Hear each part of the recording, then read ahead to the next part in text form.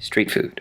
Expedition Huangshan. I'm the kind of guy who likes to have a plan. I like to plan what I'm going to do and then do the thing which I had planned, and I am satisfied with that.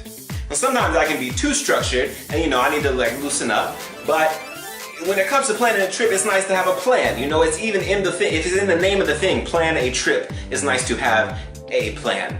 This is the part of the trip where our plan fell apart. So we came down from the mountain, right? And we still had some time. And on Wiki Travel, I had read about this village called Hongcun. They apparently filmed some scenes for Crouching Tiger, Hidden Dragon in Hongcun, and I would love to be able to tell you about the village, but besides what's written on the Wiki Travel page, I can't tell you jack because we didn't get in. We are now walking down the side of the road. So, and it failed to say this on the Wiki Travel page, there is an entry fee to Hongcun. You have to pay to get into Hongcun. That was something that we did not know. We didn't budget for that. We had enough money for a hotel, a small meal, and a bus back to Twinshi. So what do? We don't have the money for the village that was supposed to be free. It's supposed to have a student discount. Did they take my student ID? No, they did not. I didn't quite have a breakdown.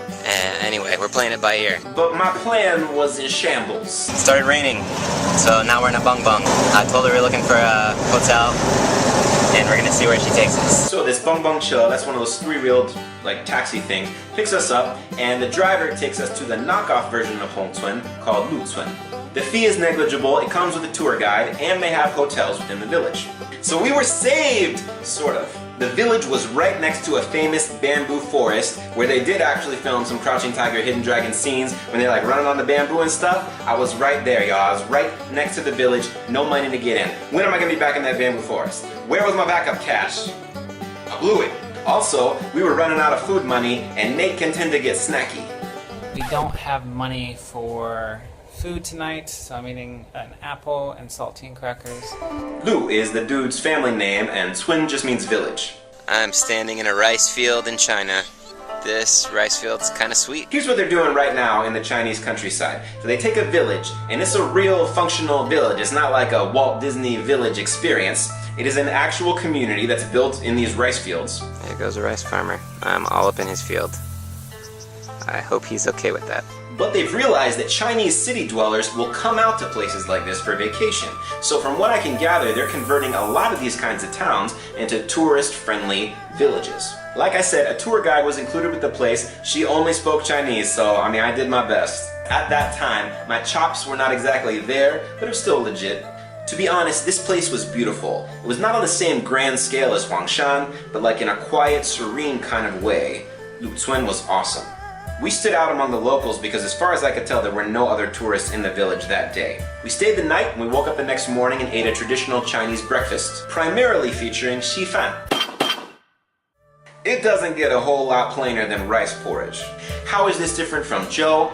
I'm not sure, but if I were to venture a guess, I would say that xifan is just what they call zhou in the south.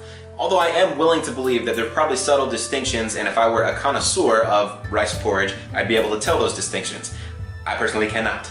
It is a bland bowl of porridge, but you can add some stuff to kind of flavor it. It's a very traditional breakfast. Okay, when we walked around the village, we saw all the locals eating basically the same thing, so that was kind of cool. Honestly, I just saw one lady having it, and I thought she was just eating it because she was old and didn't have any teeth. That sounds mean, but I'm being serious. And then I saw everyone having it. I was like, oh, must be breakfast. Our hotel breakfast also had some shredded potatoes. They were spicy-ish, some peanuts, mantou, fried eggs, and youtiao.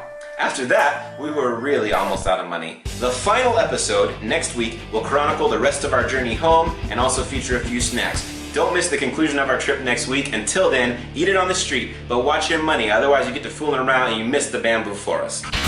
Street food. This is Tachuan Village. It's famous, it's in a lot of paintings, it's in a lot of photographs and literature, and it's one of the villages that a lot of artists use as a muse. There's rice fields, there's fruit trees, and big bamboo kind of forest in the back. And it's picturesque rural China.